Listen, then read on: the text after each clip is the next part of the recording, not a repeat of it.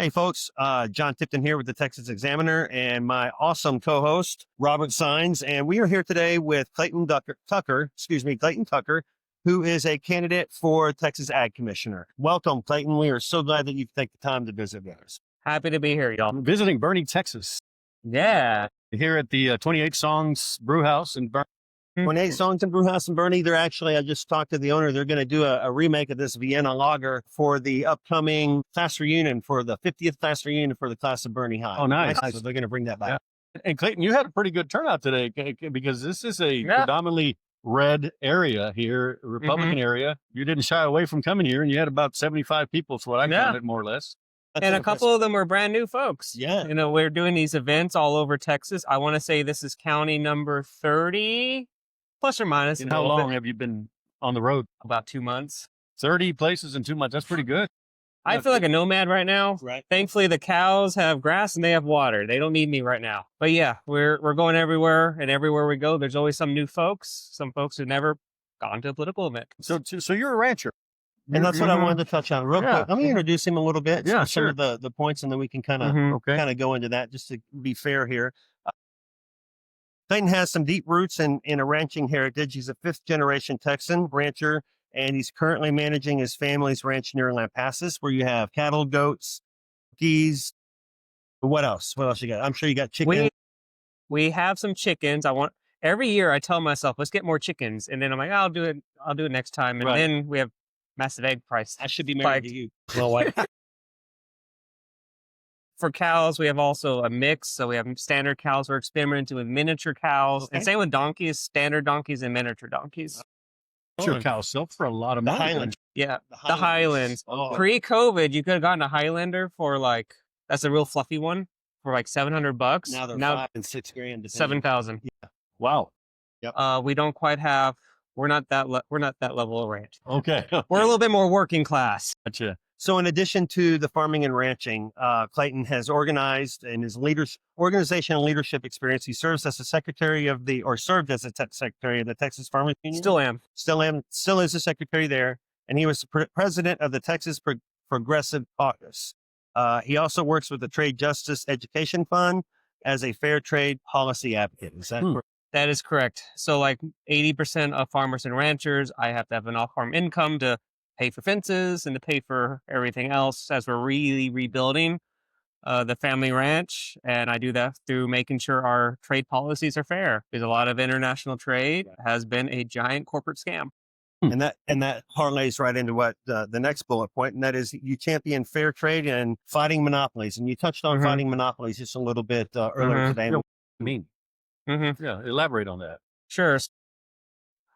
I feel, let me put it this way. I think we're in the second Gilded Age. I've always been a big history person. I loved history. I actually grew up Republican. And then I started learning history, and I learned about the New Deal and the FDR and the Democrats fighting monopolies. And that eventually turned me into a Democrat once I learned that. So to me, you have these few companies, Monsanto, JBL, Tyson, Cargill. Then you also have Amazon, Meta. The list can go on, where they just own so much of the economy where they can no longer compete. When a competitor tries to come along, they squash them or they buy them. That basically means they can charge whatever they want, whenever they want. Because I want us to go back to living in a free market. I don't think we live in a free market. I say we live in a monopoly market. You're great again? Or Texas great again? Well, you're swimming upstream. I like what you're saying. You want to make the rancher and farmer have more control and bring prices down, I'm assuming, and quality of food. But isn't it too late now to do something like that? Well, it's like what's the quote? The best time to plant a tree was 20 years ago, but the next best time is today. Okay. So I would say anything worthwhile in life is always swimming upstream. And it doesn't have to be politics. I mean, going to the gym, getting fit, being a rancher, raising kids, it's all everything. Anything that's worth anything is always a challenge. Okay, fair enough. So in line with that, you're also a voice for working Texans. What is that? In my mind, there are two groups of folks. There are the folks who have to work for a living. And then there are folks who simply don't. So for me, like I wasn't born with I was talking with this, the IBEW chapter in Waco yesterday. IBEW, that's the electrical workers. Okay. And I cracked the joke that, I wasn't born with a platinum spoon in my mouth. I was born with a steel wrench in my hand. And those are the kind of folks that we're here to represent. The folks who like the moment I was old enough to wear my first pair of boots, my granddaddy is like, okay, you can go haul hay now. Yeah. You can go feed the sheep. You can go feed the goats or the cows or whatnot. So there are folks who have to work to make a living. And that's 80, 90, 95, 99% of us. And then there are folks who, to be frank about it, they don't have to do a damn thing. Sure. They're just sitting What do around. you mean by that? So kind of to your first point, yeah, my family, my granddaddy had a saying that there's two types of politicians. It's not left and right. It's, do you fight for the bottom or do you fight for the very top? Yes. Okay. And that's true. Both there's right populist and there's left populist. And I side with just the populist, like let's focus on working folks. Now you're talking about feeding kids. There's 2 points I actually want to bring up here. Really 3. First is we're not really feeding our kids. Last stat I remember is like 1 in 5 Texas kids go hungry. They don't have enough food. But then you even look at the kinds of food they're eating, whether it's at a school or whatnot. It's highly processed. It has no nutrition, which in my mind is creating its own form of starvation. They might be getting the calories, but they're not getting the nutrition.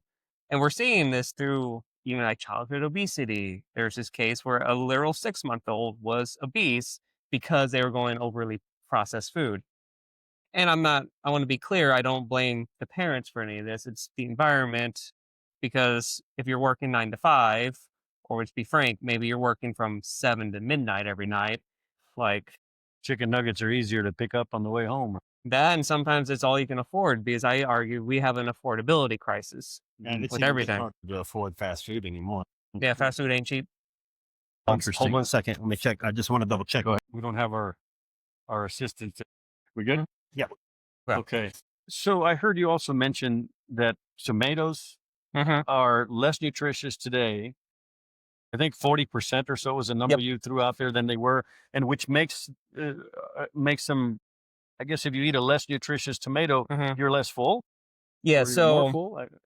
I help take care of my mamaw. She's 95 years old. When she was my age, I'm around 34 right now. If she bought a tomato back then and I buy a tomato now, the tomato she bought back then has about, actually I said it backwards.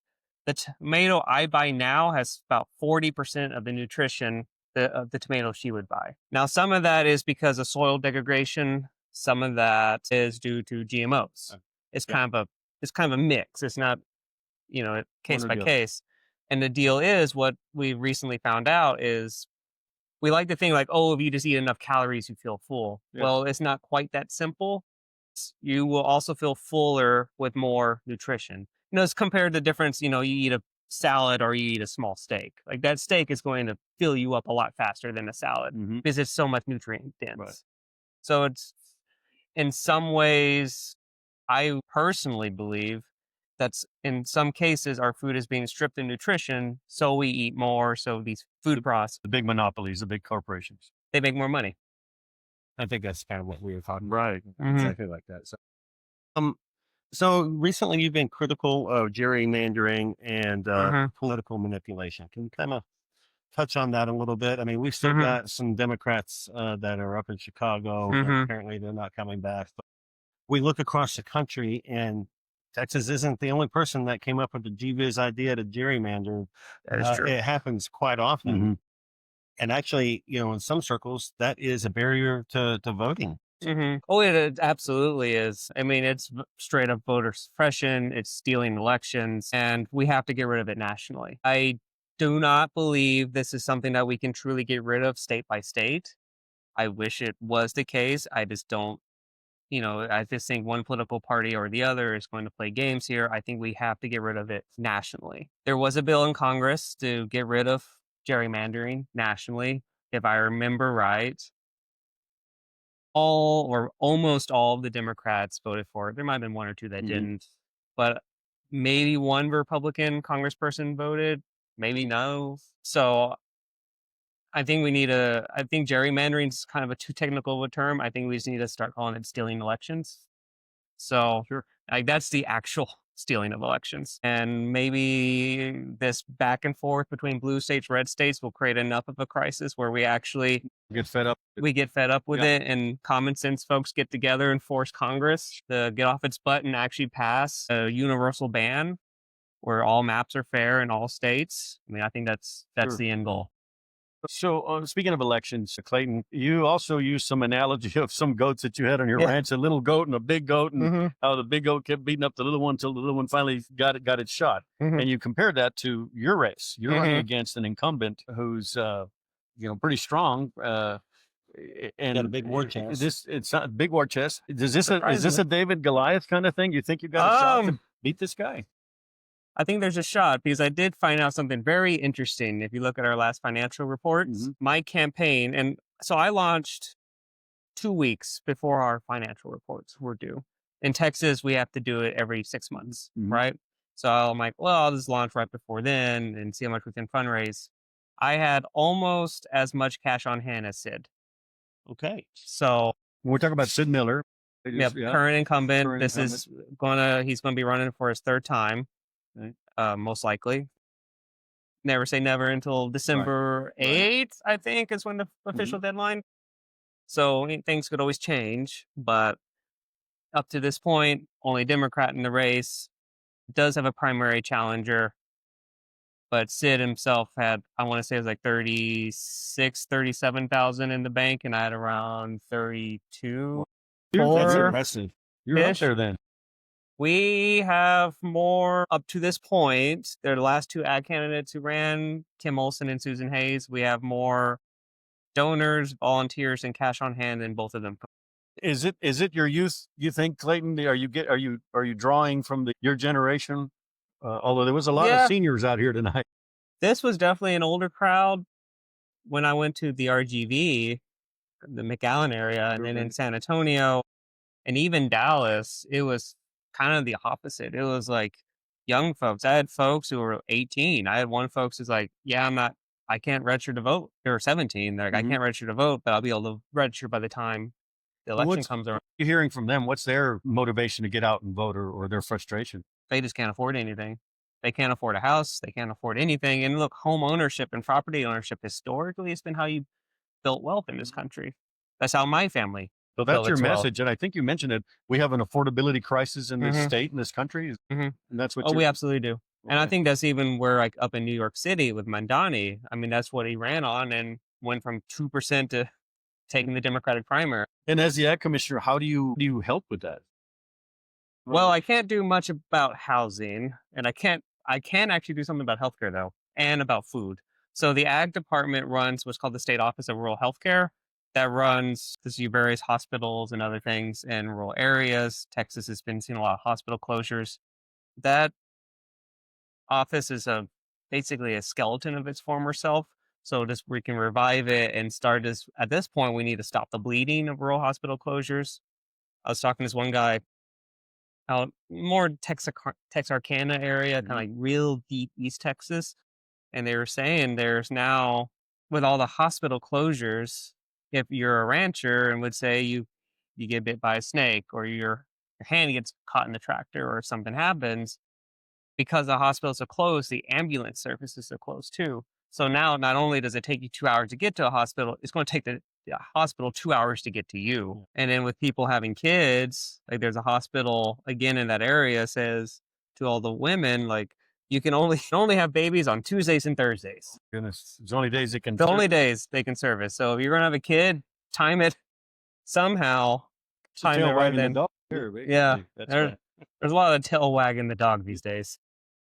So, kind of transition into some of the more boilerplate questions, just because there's probably some of the audience that don't know who you are and want to hear what your basic, your basic tenets are. So, if you're elected, what would be, and really not even the top three, I think we'd be okay with the top one, but if you have top three things that you would like to get done when you assume the office. Well, again, it's all going to be affordability. Just really get food prices down. The way we go about doing that is busting monopolies. Monopolies have, I mean, this is scientifically proven up to this point. is when there's a monopoly, there is inevitably price rises. They've justified it ever since the 80s and 90s of supply chain efficiency. You're right. Efficiency. And all great lies have an element of truth in that. Like it can make it more efficient. It also makes it extremely brittle. And we saw what happens with brittleness during the pandemic. But also once one company has that level of control, they can start charging whatever they want. Right. Example I provided is with eggs. They said because of the avian, there's a big egg, which I think is kind of funny to say, but just a few companies control eggs. And because of that, they could charge whatever they want. They would say like, oh, it's because of avian flu. Again, all great lies have an element of truth. There was an avian flu. There wasn't any real shortage of eggs, but they were still able to price gouge. We've been too. So if you start going after the monopolies, you start breaking them up, creating local Texas supply chains using Texas produce and Texas farmers and Texas processors, we can start creating actual competition and actual free market. Free markets do, I believe, generally lower prices. Monopoly markets do the opposite. Really an issue for an ag commissioner. This is more for a governor, lieutenant governor. And so I'm impressed that you're bringing this up because you're probably too young to remember when Ma Bell got busted up and we had antitrust laws. I mean, back then it was huge. And now today it's a complete opposite. I mean, look at Google, all these other huge companies that are the monopolies. Yeah. It was the funniest. You bring up Google. So I like listening to podcasts, particularly every now and then I dive into podcasts I know I'm going to disagree with. I just like hearing other perspectives. Usually, yeah. And I was listening it was Tim Dillon, Steve Bannon, and Alex Jones. I'm like, oh, this is going to make me mad. And they were talking about big tech and monopolies. I'm like, oh my God, I'm on the same side with them on this one. Kind of was not expecting that. But to your point, historically breaking monopolies has been like the Attorney General or the USDA, so on and so forth. I think the Ag Commissioner, we have a hidden potential of really doing some major monopoly busting because we could use our schools. We could use our public schools. If we say all Texas public schools, ideally private schools too, but we don't really have control over that. You have to use Texas grown food, Texas raised food. And you have to use Texas processors. You have to use Texas supply chains. That drive prices up though initially? Well, first off, we wouldn't want to go 0 to 60 overnight. If we did that, like we're doing this tomorrow, yeah, that would cause a price spike. The supply chains aren't there. But if we say this is going to be a 4-year, 5-year approach, phased-in approach, then we can implement it. Gotcha. And help local ranchers and farmers or statewide.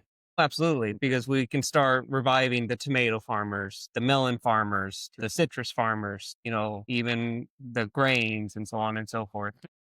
Excuse my interruption, but that also, I mean, there's going to be a lot of growing pains. Labor is going to be an issue, right? I mean, we're under an immigration enforcement strategy right now that's running a lot of people out of the country. That could pose a labor problem too, right? There are, if I remember right, about 10 million job openings. The simple fact of the matter is just native-born Americans aren't doing that work, and also native-born Americans aren't having enough kids. So if it wasn't for immigration, we would be facing a Japanese or German-style population decline. There was a program back in the 1950s called the Bracero program. I don't know if you're familiar with it, but where we would bring in immigrants from other countries, Mexico specifically, and they'd work the fields and they were processed legally and for a temporary period, and they would return to their country. Do you have any kind of ideas or thoughts on doing something like that if you were the Ag Commissioner by working closely with maybe the federal government and immigration? What I would like to see, if I had my say, it's okay, you want to come to the United States, you want to become an American, that's great. I think we should allow people who love our country enough, love what we stand for enough, to uproot their entire lives to come here, are people who we should want as neighbors. So here's the deal. You come here, you do a job that has to be done. Maybe it's agriculture. Picking tomatoes. It's going to be you do that job for 5 years, you have a clean record for 5 years, here's your citizenship, you're good. Or at least legal status. Status, green card, any sort of like legal protection. I'm very hesitant of saying, bring them in and send them out, because that creates kind of a cultural trap where it's like that creates a permanent underclass, that creates a permanent wage suppression, which then actually suppresses American workers, native born workers. Interesting. So like we have to have it's like, as with life, all things are a balance. Like if we have too much of one thing, let me back up. It's like when you cook a good steak, right? You know, you need some seasoning. You want some salt. Now, if you take an entire fistful and throw it on there, you're going to ruin the steak. Right. But if you have just the right amount, you can make it good. And that's really true for any food. With the right amount of seasoning, you can make any food better. So you have to have a balance where we want folks to come in, we want folks to earn their legal right to be here and to eventually become full citizens. If we just have this other program you mentioned where people come in and then we kick them out, that not only keeps their wages extremely low, it also will then have a ripple effect of keeping other American wages very low. Okay. And part of the affordability crisis is we also have to make sure Americans are paid their fair due. So again, it's all striking that balance, which admittedly is much easier said than done. So given your water research background, how are you going to address water scarcity and sustainability for the farmers and ranchers in Texas? Yeah, I didn't quite touch up on that part of my background. So I worked with the National Science Foundation for not too long. It was just a couple months. I think they mostly hired me because I came from a farm background. And we were studying water policy in the United States compared to mainland China. And there they have whatever water issues we have here, their water issues are 10 times worse. It's not going to end well for them. But for us, to me, right now, the issue is a management issue, not a supply issue. Because I want to be very clear is the last thing I want to do is ever take away a farmer or ranchers or any properties owner's ability to do what they want with their land. Right. I just think that's not a good way to go. So the thing we could do, and this is so simple, it kind of sounds stupid, is just fix all the leaky pipes. The city of Austin loses 9 billion gallons a year, which is several lakes worth of water. And that's just one city.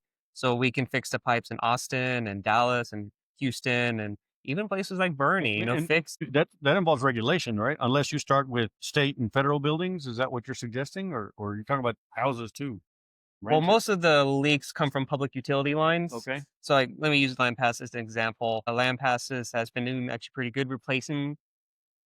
So let me back up. From, let's say, 2016 to 2020, we had a water line break. It felt like once a month. Like something would break and it was just like the whole town would be out of water for a while. It was really terrible. But the city possibly, I'm not sure where they got the money. They probably got it from the Biden administration and infrastructure ARPA fund, funds, yeah.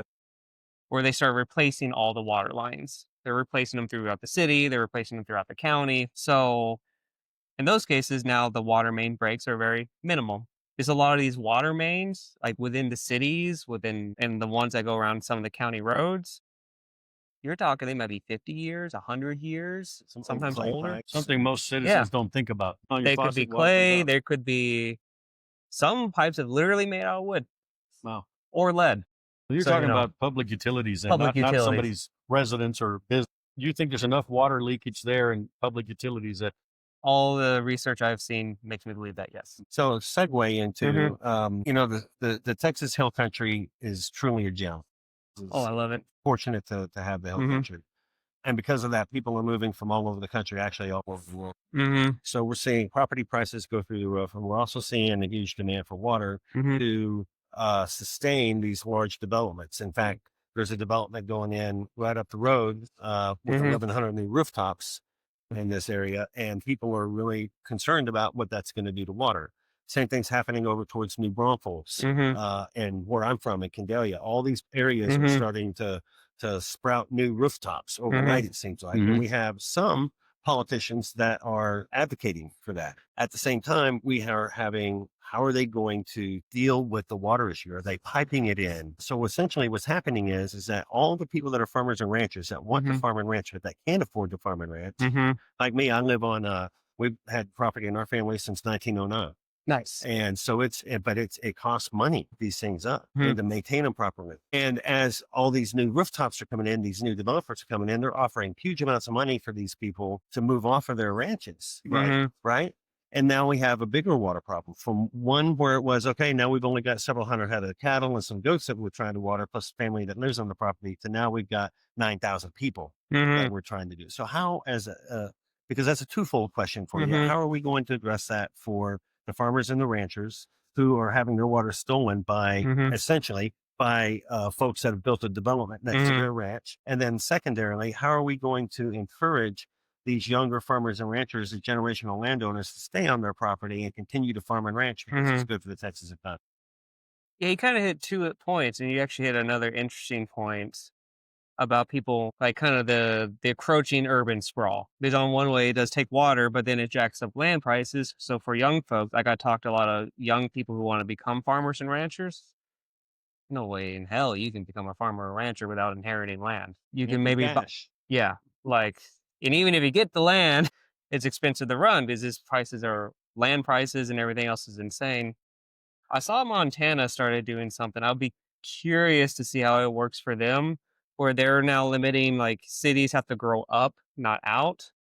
I'll be very curious to see how that works. On one hand, I understand people's urge to want to live out in the country, like to be around nature. Like I lived in concrete jungles. It's not for me. So like I get that, but at the same time, go where there's water. Like I was even mentioning, like these data centers, these data centers that they're building are massive water hogs. AI storage facility. Yeah, the battery storage. Again, I want those things in America. Like I want them here, but go where there's water. Like the data things, I hate to say it, go to Great Lakes. Plenty of water up there. You don't have to worry about it. Here, or I mean, there's even parts of Texas where there's plenty. Well, all Texas kind of have an issue, but there's areas that have less of an issue. Right. So, I mean, is it a conundrum? Is there's no real good way without getting someone hurt about it? But I think we have to protect our food system and protect our farmers and just protect the country ways. So, I would like to see we protect our natural resources with our farmers and the ranchers, or we're going to go to the food sources that are manufactured for us. Substitutes, meat substitutes, and that type of thing. Yeah, which won't be good. I don't think. I don't know the science. If it's grown by a corporation, it's probably not good. Right. I hate to say you traded nutrition. Yeah. Well, John, do you have any other questions, or do we let Clayton wrap it up with his vision and his goals? I think that's a great idea. I did love your story, and I think that you ought to tell it some more sometime. Is about how you took your 27 acres. Okay, separated it from the rest of the family ranch. You managed it your way, and apparently it's doing really well. So we can save that story for the next time. But I thought that was really good story that you told. So in closing, Clayton, here's your chance. Tell the viewers here in Texas why they should vote for you and not keep the incumbent Miller on board in the office. Sure. Well, I would definitely appreciate y'all's time and having me on. I certainly hope to be back someday. I'll be around a lot, so this will not be my one and only time in Bernie or Kimball County or the Texas Hill Country. Right. I'm definitely a Hill Country boy at heart. What I plan to do is very, very simple. It's to make food affordable. I like to say it's to make food affordable again, but also to make farming affordable again. And in my view, the way you do that is by returning to the roots of Texas, and that is anti-monopoly. So Texas actually started the whole anti-monopoly movement. People don't really know that. It started, actually, the Texas Hill Country started that. 1880s, 5 miles away from my family ranch. A group of Texans got together, mostly farmers and ranchers, just mad at the big tech of their era, which is factories and railroads, just running roughshod over them. They were price gouging them. They were driving them out of business. They were destroying family farms and private property. And they completely bought out all the politicians. So the politicians weren't doing anything. They might say things, but they might, talk, but none of them ever walked the walk. They formed what became the National Farmers Alliance Industrial Union. They eventually became the People's Party, the Populist Party. Sam Johnson, LBJ's father, was a leader of the Populist Party for a time. It was huge. It was actually the Hill Country. The Democrats couldn't even win in Hill Country at that time. It was the Populist Party that always won. They eventually went over with Theodore Roosevelt because Theodore Roosevelt was anti-monopoly. Then came FDR and the New Deal, and they switched over, and that's where we got all of our true anti-monopoly legislation. The Sherman Act, the Clayton Act. I don't think I was named after the Clayton Act, but I'll take it. I'll take the credit for it. And I think we have to return to that. And I do hope it's not just the Democrats that return to anti-monopoly. I do hope it has to be both parties. If it's truly going to work, if it's truly going to stick. Because to me, we hear folks talk about big government, and that's a conversation always worth having. But no one talks about big corporation. In my mind, big corporation is as much of a danger, if not more of a danger in some cases. So we have to bust these up. I'm not against companies being big. I'm not against people being rich. I'm against people having monopolies and having monopolistic control, too much control. We have to, again, have that balance. So that's what we're about. That's the campaign we're building, and that's the fight I've been fighting for a number of years. Fight I will continue one way or the other until we have a system that's balanced for the working folks for once. Well, thank you, Clayton. It's been a pleasure meeting you, and wish you luck on your travel. Thank you so much. I hope to see you again soon. I'll be around. There you have it, folks. John Tipton and Robert Sines with the Texas Examiner, always bringing you the most relevant, up-to-date information. And today we've been very fortunate to have Clayton Tucker with us, a candidate for Texas Ag Commissioner. And until next time, be safe. Lone Oak Photography, or as we like to say, real folks, real photos. Based right here in the Hill Country, Lone Oak captures life's moments with authenticity and heart, and keeps it affordable too. Give them a follow and tell them we sent you. Contact them on Facebook at Lone Oak Photo.